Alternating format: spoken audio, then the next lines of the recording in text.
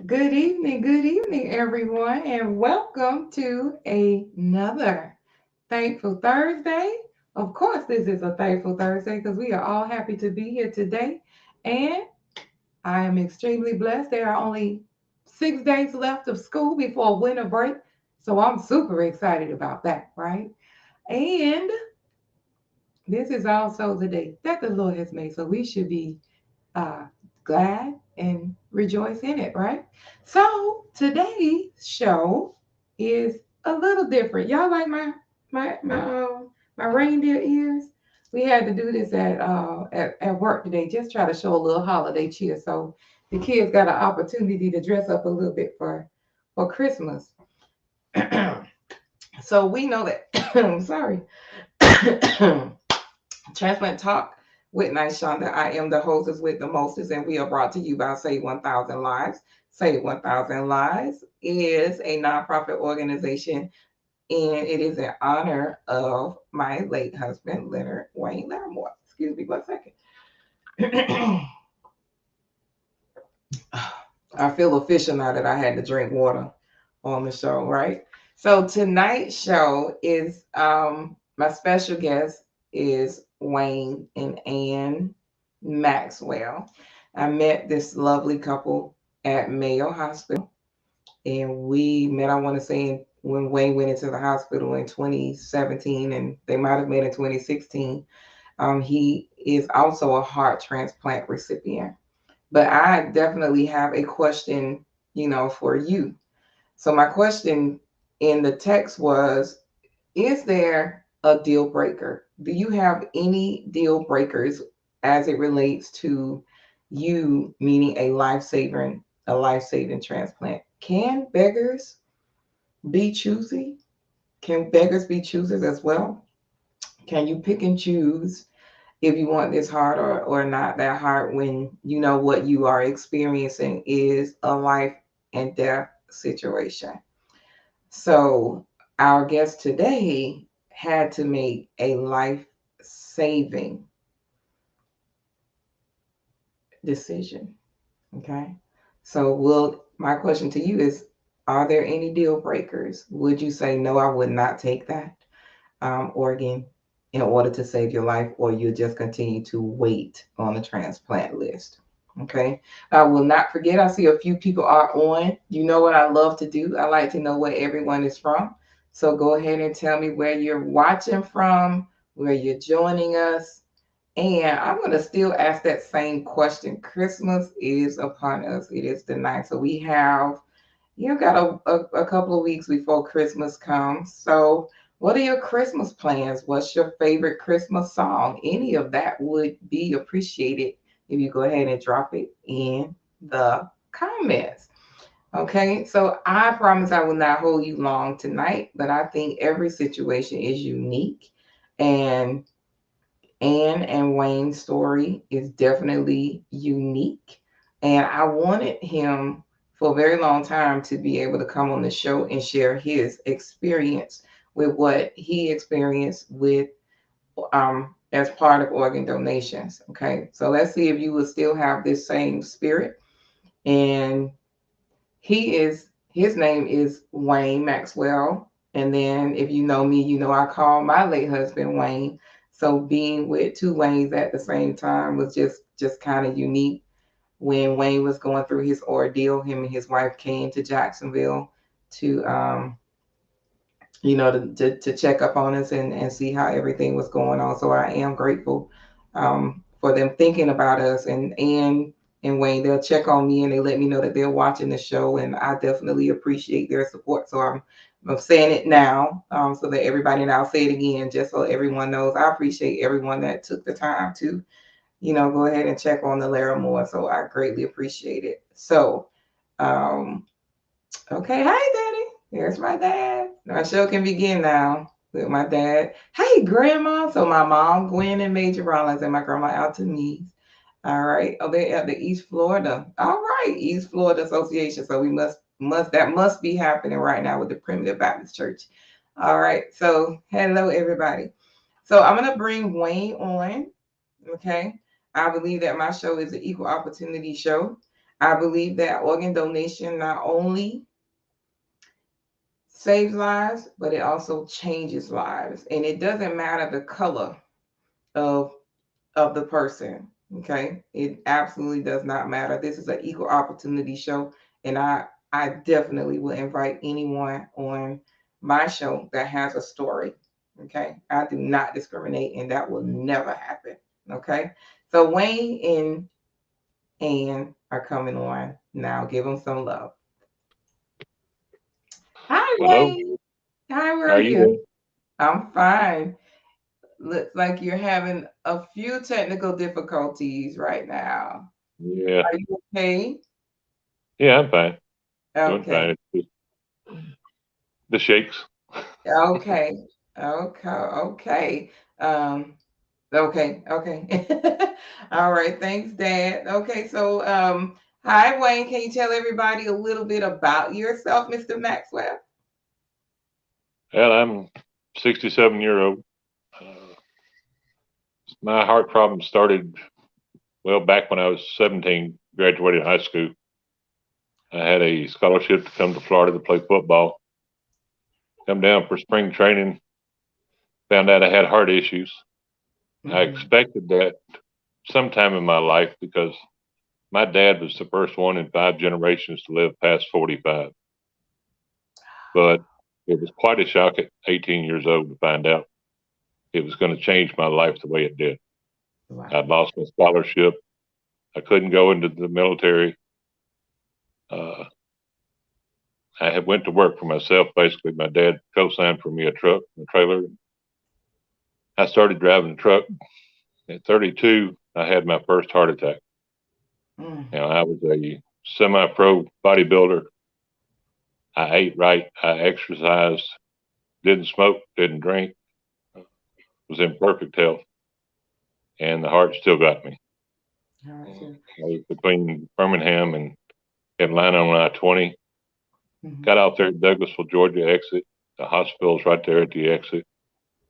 Pulled into the ER, got out of the truck, started into the ER, and security guard said, "You can't park the truck there." And I said, "I'm going inside.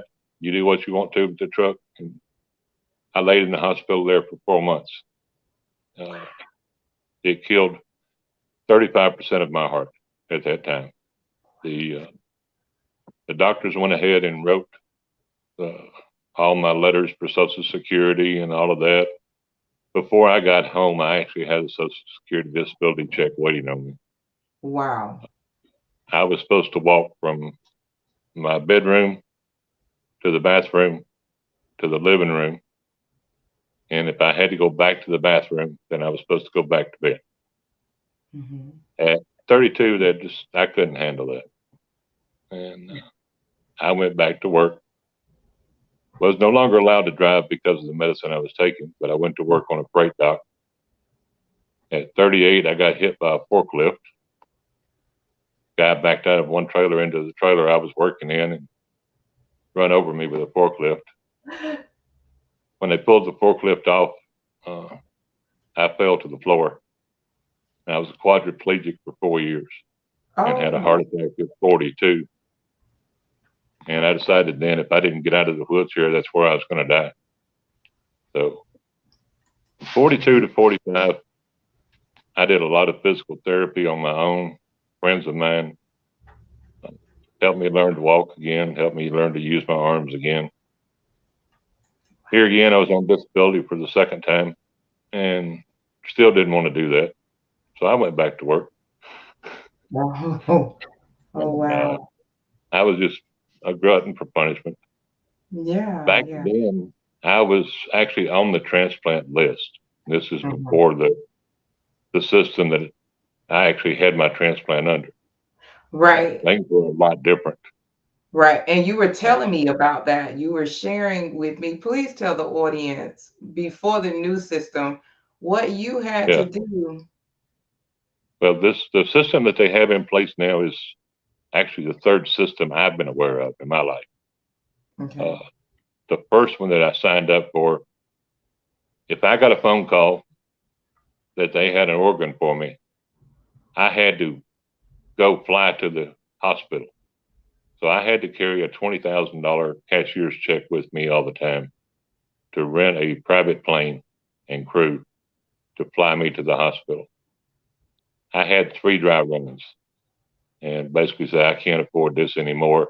And basically quit answering phone calls. So can we explain what the drive run is? And again, he said he had 3, so he had Yeah. to carry a $20,000 check to get on a private plane to fly to and which hospital would you have been flying to? At one time I went to Phoenix, one time I went to St. Louis, and another time I went to New York. So it was wherever the heart was available. Wow. It was my responsibility to get there. Your responsibility. Yeah, under that system. Wow. And you had to, and so your responsibility and your financial obligation Yes. to do that. Yeah. Now, if I had chose not to work, then I would have been near the hospital. So, but I just couldn't sit still. I couldn't sit home and do nothing. Okay. Okay. So that's why I went back to work. Okay. I run crews remodeling Lowe's and Home Depots and CVS's for 17 years. So wow. I traveled all over the country, but Wow. but then I got out of it. I just quit answering the calls. I quit going to my doctor's appointments that they required. Basically got off of the list. Okay. And finally at 60 years old, my doctor here in Florida told me that I needed a heart transplant. And Okay. I said, well, I know that. I was told that 30 years ago. And You've lasted this long without the well, you lasted that long without the transplant. Yeah. Amazing. Amazing.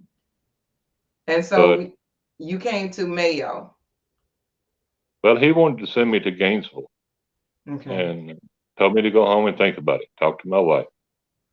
But of course, with the internet nowadays, I got online and I looked up the Gainesville Transplant Center and all that. And we talked about it and all. So when I went back to see him, I told him, he said, wanted to know if I had any questions. I said, yeah. Why do you want me to go to Gainesville? He said, well, that's where I send all my transplant patients. I said, well, doctor, they'll give me the evaluation, but I'm too old. They won't give me a transplant. And he said, what do you mean? I said, well, their cutoff is 57 and I'm 60 years old. Of course, he wanted to know where I found that out. And it was on their website at the time. Oh, wow. So we went in his office. I showed him on his website where it said it. And he looked at me and he said, okay, Smarty, where do you want to go? Okay. Wow. With it being a major city, they had a pro football team, high crime rate. I wanted to go to Tampa General. Okay. I'm 6'4" and weigh 285 pounds. So it's going to have to be somebody close to my size for me to get their heart. Absolutely. We stress that all the time. Yeah. That's why I kept looking at the major sports teams and, all of that. Tampa General turned me down and said, no, you need to be at Mayo. Okay. Right here in Jacksonville. Yeah. They sent all my records to Mayo, and normally it takes 3 or 4 weeks to get all your evaluation done. After Mayo looked at my records and seen that I had had 8 heart attacks and I'd been pronounced dead twice and on life support for 10 weeks, they rushed me through and got all my evaluation done in 6 days.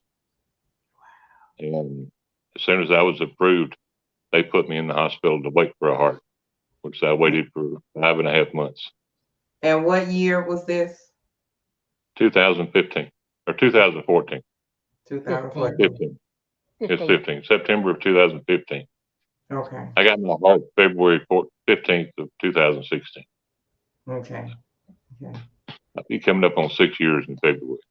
Wow. Now, I did post a question. I asked, the audience, can beggars be choosy? Can you choose to say, no, I don't want this, I'll wait, or do you accept what they have for you? Now your story is a little different, and I want you to be able to tell that story on how you Yeah. on what you said yes to get this heart transplant.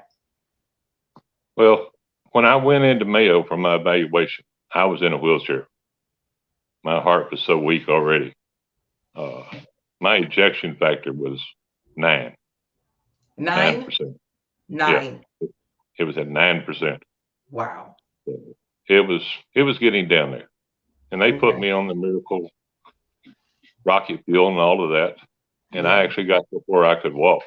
So, Wow. and they want me to walk around the floor 3 times a day. Hmm. And I posted on my dry erase board that my anticipated discharge date was Valentine's Day of 2016. And I kept telling the doctors every day he'd come in, I said, you got a deadline we got to meet.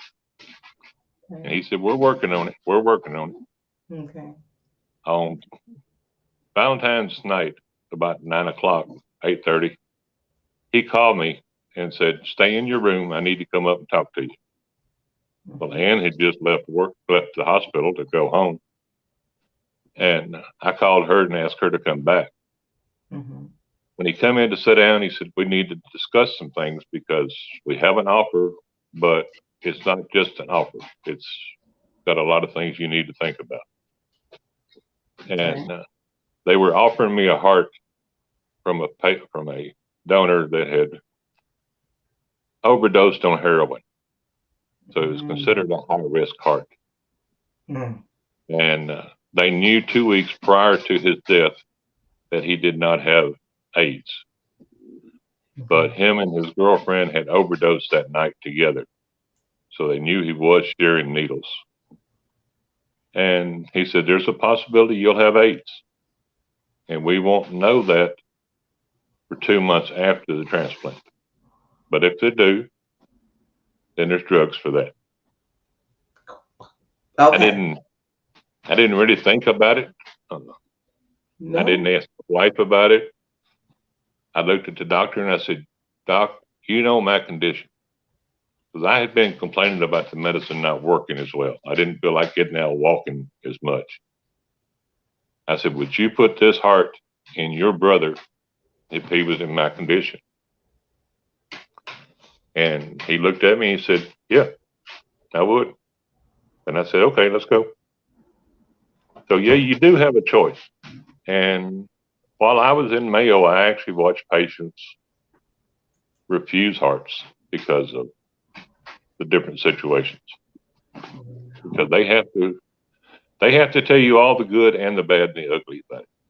Mm-hmm. They have to really inform you. Now they can't tell you the person's name or their age or stuff like that, but they do tell you how they died and any risk factors that will have come up.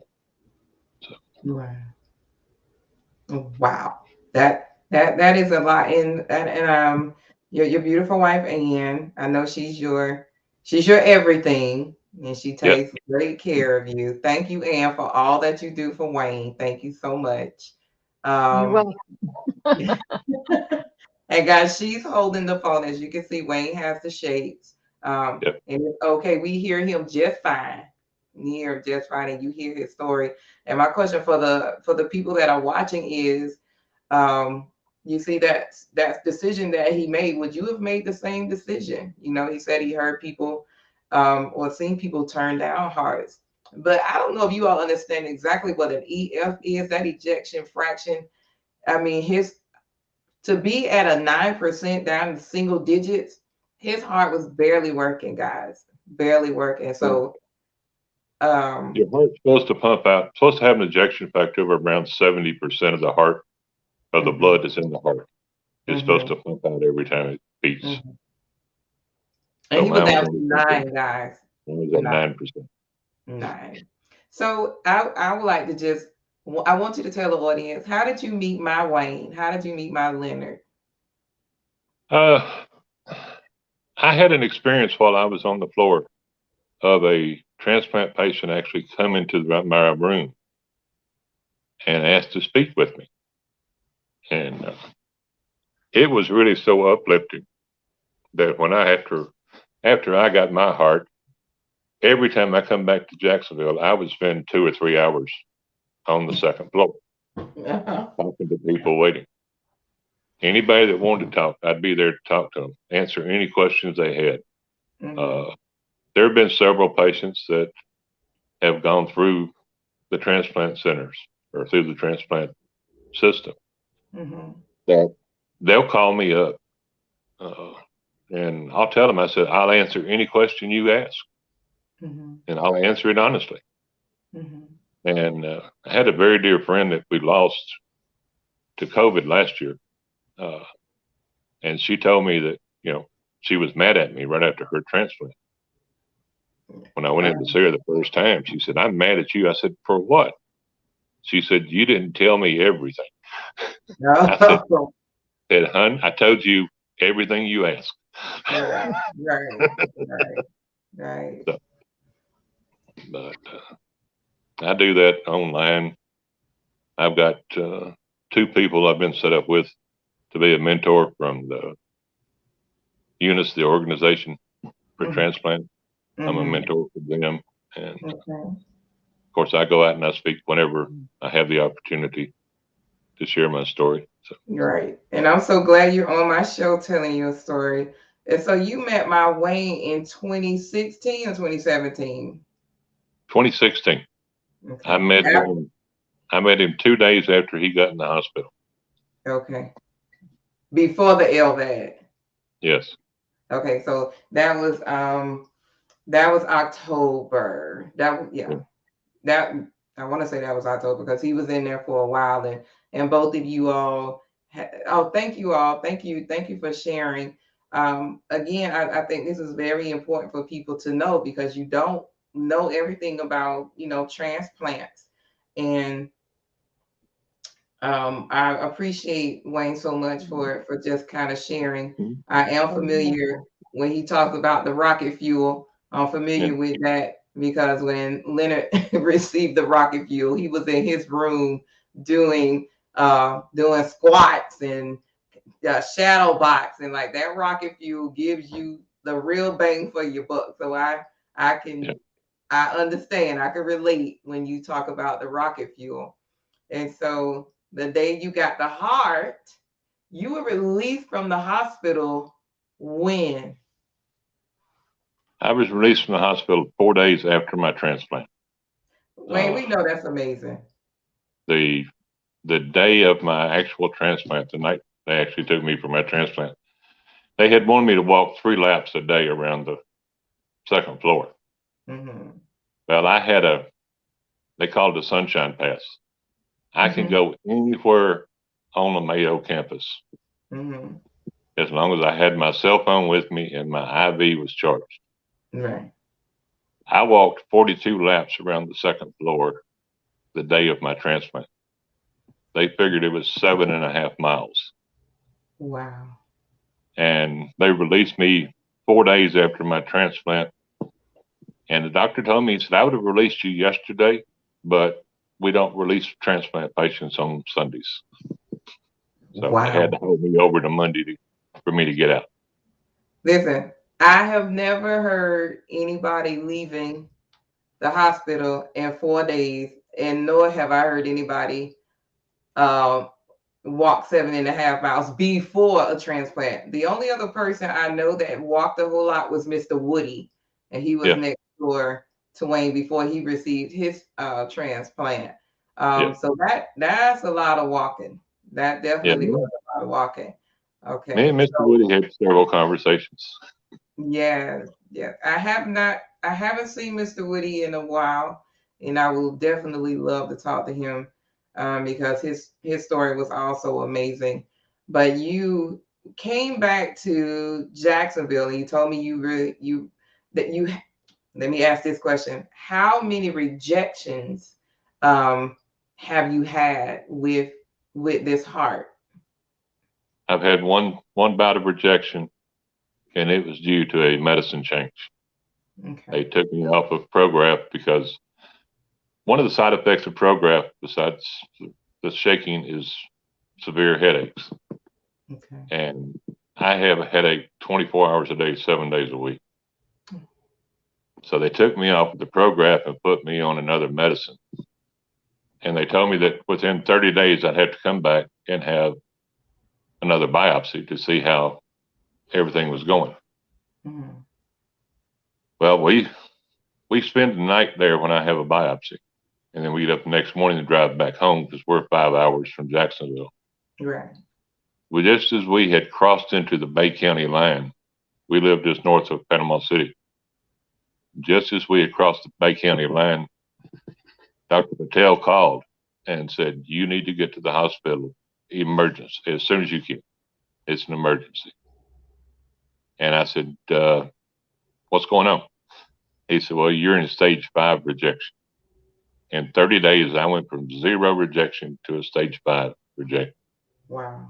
So we turned around and went straight back to Jacksonville, and they put me in the hospital. He had a room waiting on me, and they give me the medicine and all that for 7 days. I think I was in the hospital.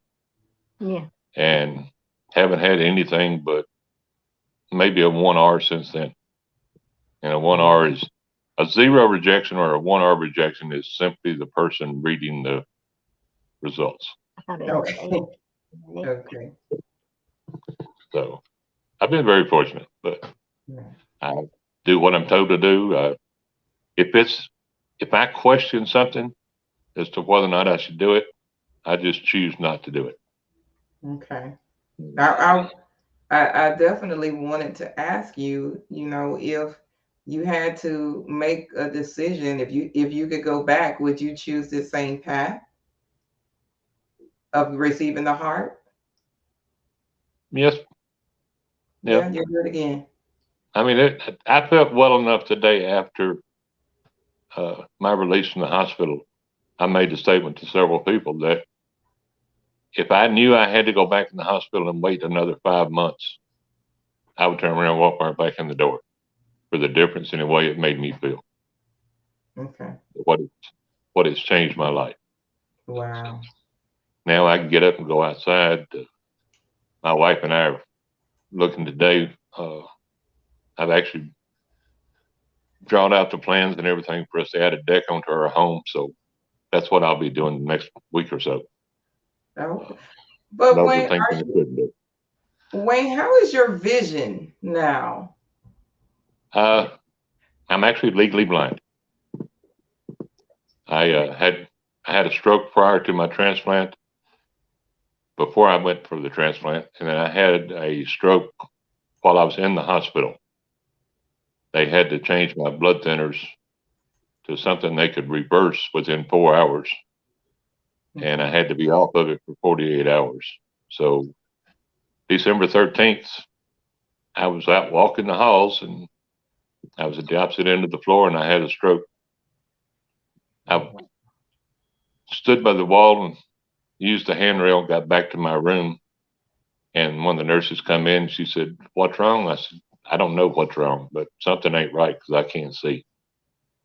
And it took the doctors a couple of days to realize that I was being serious. I couldn't really see, and they did the scan, and above the right temple, I had a bleed out, and that's what caused my vision problems. But life's still good. You are amazing, Wayne. You are amazing. Well,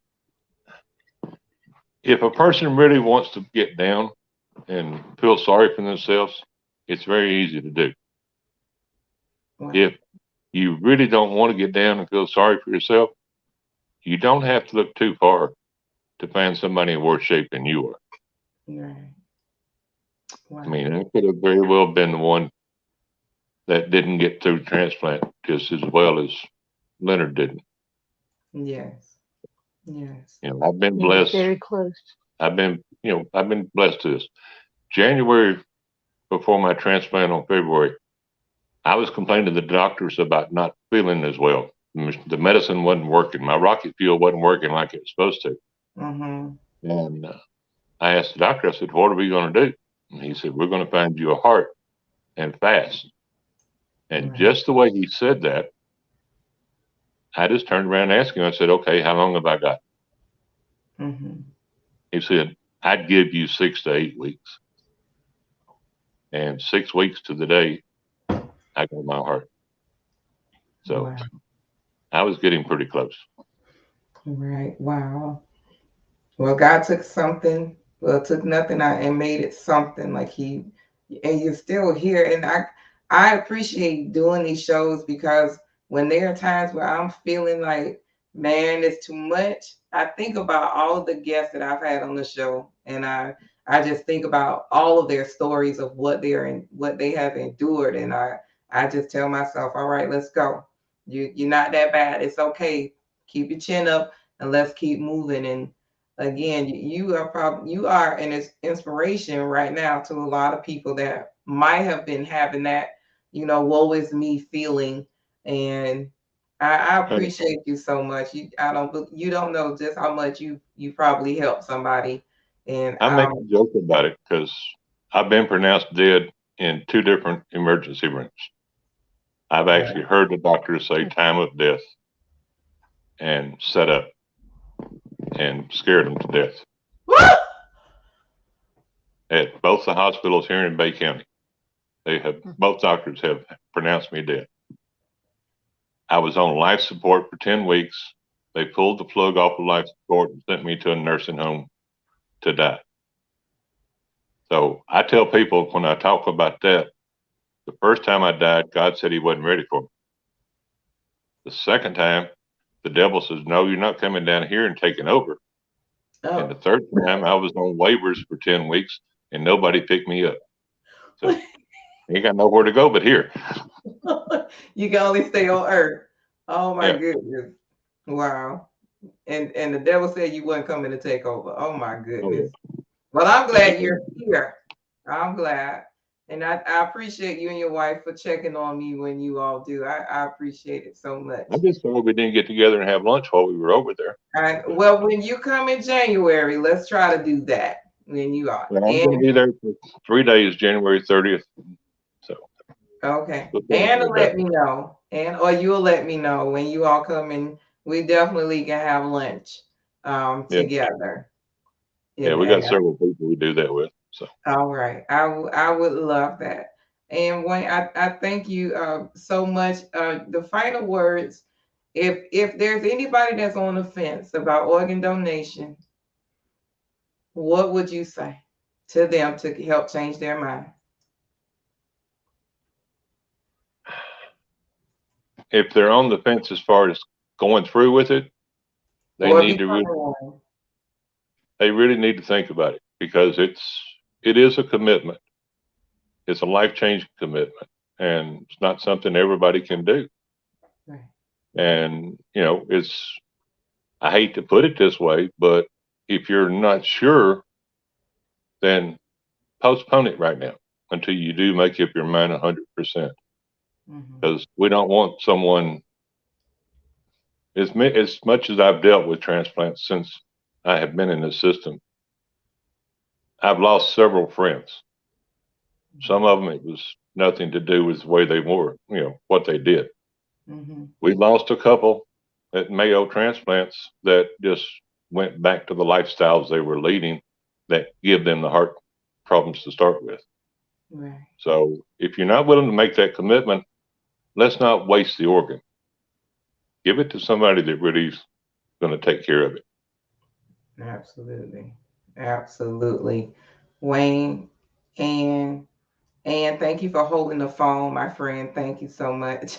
There's no problem. You are very, very special. I appreciate you all so much. And thank you. Denise, we got to get you on the show, my friend. We got to get you on the show.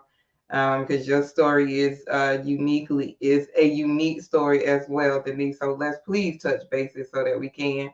And I just want to thank everybody tonight. And my friend Andrew said you have inspired him tonight, Wayne. You've inspired him tonight. So again, anybody that's feeling down, please watch this video. Please share this video with someone that possibly is on the fence.